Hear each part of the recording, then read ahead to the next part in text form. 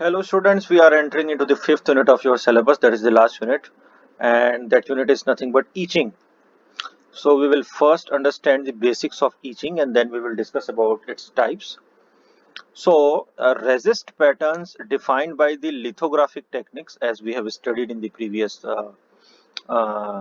previous chapter, are not permanent elements of the final device but only replicas of circuit features.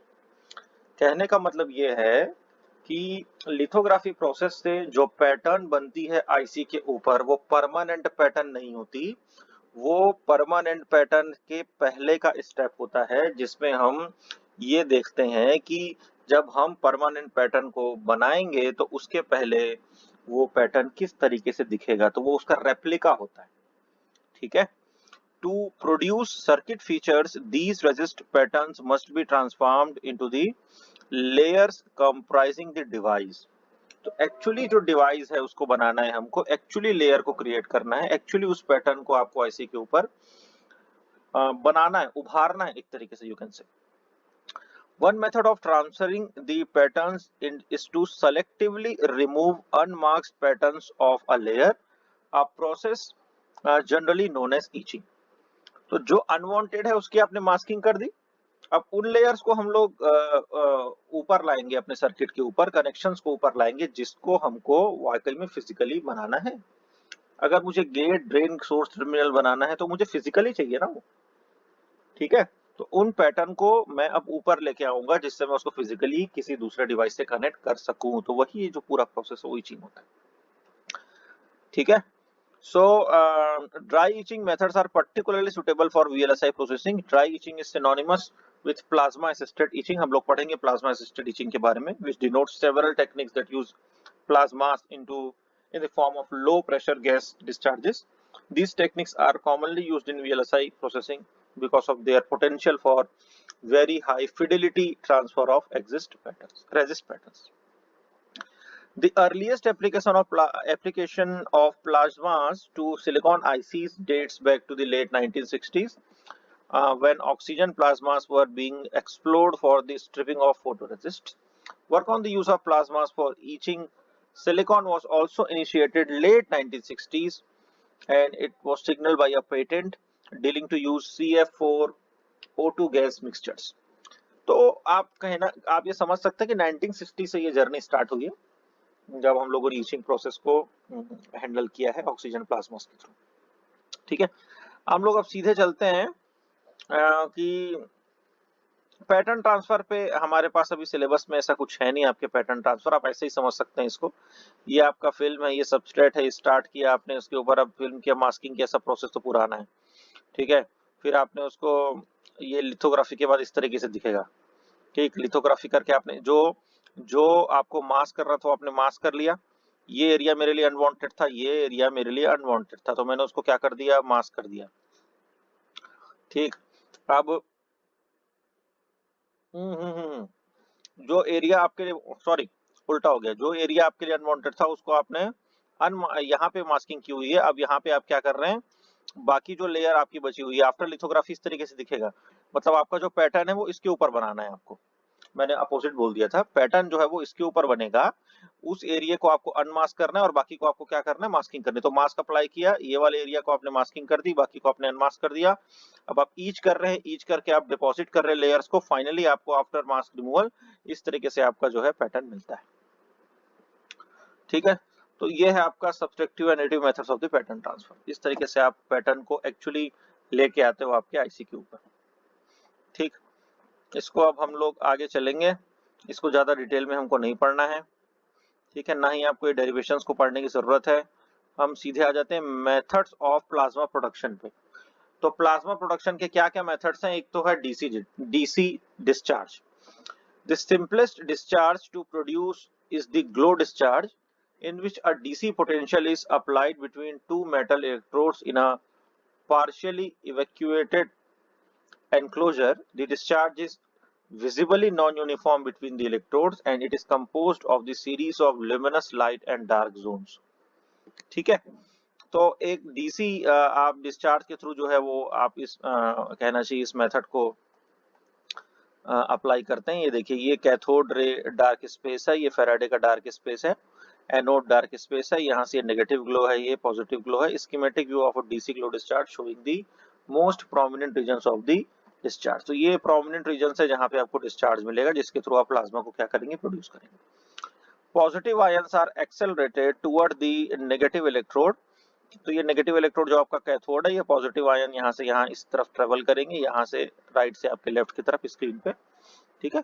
Additionally, if the ions have sufficient energy, they can produce atom displacement in the cathode as well as the sputtering, that is the injection of the cathode atoms. Okay. Secondary electrons are rapidly accelerated away from the cathode, causing a space charge of less mobile positive ions to form in the region known as the cathode dark space. तो cathode dark space में भी आपको ions मिलेंगे, but वो less positive ions होंगे, है ना, क्योंकि हम कैथोड की तरफ आ रहे हैं, तो ये पॉजिटिव से less positive and then negative की तरफ हम लोग मूव कर रहे हैं, ठीक है। The dark space has a relatively low conductivity. तो डार्क स्पेस में कंडक्टिविटी लो होती है, because it is displaced from the more mobile electrons and consequently most of the applied voltage drops across it. When the secondary electrons have been accelerated to a high enough energy, ionization takes place. The point where ionization begins marks the leading edge of the negative glow. The width of the negative glow zone reflects the distance over which the accelerated electrons dissipate their energy through inelastic collision.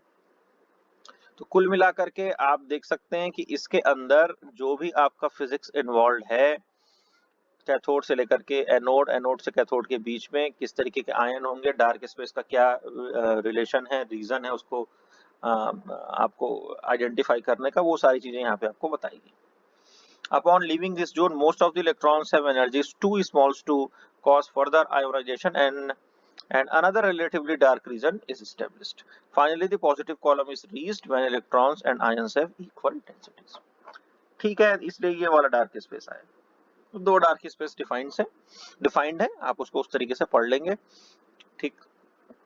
DC discharge जो operate करता है, उस समय pressure जो होता है आपकी gas का 30 cross 10 to the power minus 3 torr, and applied voltage exceeds a few hundred volts. A useful variant of this arrangement uses a cathode that is heated to produce copious thermionic emission. This ensures an ample supply of electrons to sustain the plasma and allows operation at lower pressure. ठीक है, तो ये ध्यान में रखेंगे। The DC glow illustrates three common characteristics.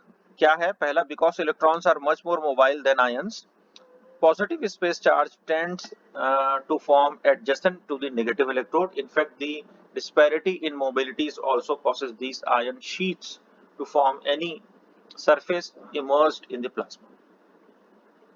ठीक है। Second है, the ion sheath is poor conductor compared to the region of the higher electron densities. Consequently, the largest voltage drops across the ion sheaths. The mean electron energy is increased as pressure is reduced, or more precisely as the parameter rho upon P is increased, where rho is the electric field and P is the epsilon is the electric field and P is the pressure. Since the electron mean path is inversely proportional to P is pressure here, epsilon upon P is a measure of the energy imparted to the electron by the field between collisions. आपका जो mobility है ion की, electrons की जो है, वो ion से कहीं ज्यादा है, इसलिए पॉजिटिव स्पेस चार्ज जो है वो नेगेटिव इलेक्ट्रोड के आसपास जनरेट हो जाते हैं, और इस डिस्पैरिटी की वजह से आयन शीट जनरेट होती है, और ये आयन शीट जो है वो पुअर कंडक्टर है, ये प्रॉब्लम है उसका, ठीक है। और दूसरा है कि मीन इलेक्ट्रॉन पाथ है वो इनवर्सली प्रोपोर्शनल है प्रेशर के। इसका मतलब जितना प्रेशर कम होगा, आपका इलेक्ट्रॉन पाथ की वैल्यू जो है उतनी ही क्या होगी, ज्यादा होगी। अब ये हो गया डीसी डिस्चार्ज की बात। अब एसी डिस्चार्ज की बात कर लेते हैं, ठीक है। If a low frequency alternating field is applied across the electrodes in figure 9, ठीक है, ये फिगर 9 में ही अगर आपने इन इलेक्ट्रोड्स के अक्रॉस डीसी की जगह क्या अप्लाई कर दिया, एसी अप्लाई कर दिया, तो वहां पे आपको देखने को मिलेगा कि in every half cycle, obviously AC में तो दो half cycle होंगे, positive और negative, so that each electrode alternates the cathode. The ions and the electrons can both follow the field and establish to glow discharge identical to figure 9, except the periodic polarity reversal. As the frequency of the applied field is increased, a point is reached where the ions created during breakdown cannot be fully extracted from the gap prior to field reversal. As the frequency is increased further, a large fraction of the electrons have insufficient time to drift to the positive electrode during a half cycle. These electrons then oscillate in the inter-electrode gap and undergo collisions with gas molecules. The lower limit of frequency for oscillations depends on the electron mobility, the electron spacing, and the amplitude of the applied field. The frequency limit is typically to RF range. The advantages are realized with RF discharge, which make their use widespread. First, electrons can pick up sufficient energy during their oscillations in the gap of the Gauss ionization. The discharge can thus be sustained independent of the yield of secondary electrons of the holes of the electrodes. ये पहला है इसका मतलब आपका जो discharge होगा वो independent होगा कि कितने इलेक्ट्रॉन प्रोड्यूस हो रहे हैं, उससे इंडिपेंडेंट हो जाएगा वो. क्यों ऐसा होगा? क्योंकि सफिशिएंट एनर्जी गेन कर लेंगे आपके electrons during the ionization process. Second है the probability of the ionizing collisions is enhanced by electron collisions allowing operations at pressure lower. अगर डीसी डिस्चार्ज में आपको इतना प्रेशर देना ही पड़ता था, जबकि डीसी डिस्चार्ज का प्रेशर आप देखिए ज्यादा है. If you see the pressure of the DC discharge, it is higher than the DC discharge. यहाँ पे आप देख सकते हैं, यहाँ पे डीसी डिस्चार्ज का प्रेशर हम लोगों ने कितना पड़ा था? हाँ, approximately 10 to the power minus 30 cross 10 to the power minus 3. तो उससे भी कम, बहुत कम कहना चाहिए. As low as 10 to the power minus 3 torr में आपका काम हो जाएगा. तो ये हो गया दूसरा advantage. Third advantage is that electrodes within the discharge can be covered with insulating material.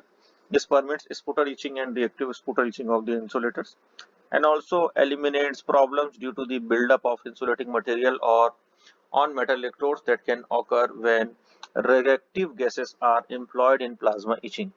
The mechanism of insulator sputtering as an RF discharge has been discussed as length in the literature. बाद में discuss करेंगे इसके बाद.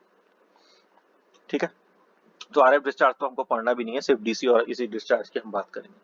तो this is all about the introduction of your unit. Itching process क्या होती है, किस तरीके से पैटर्न ट्रांसफर होता है, और आपको ड्राई ईचिंग में जो एसी और डीसी डिस्चार्ज के थ्रू जो हम प्लाज्मा जनरेट करते हैं उसके बारे में हम लोगों ने इंट्रोडक्शन पढ़ लिया.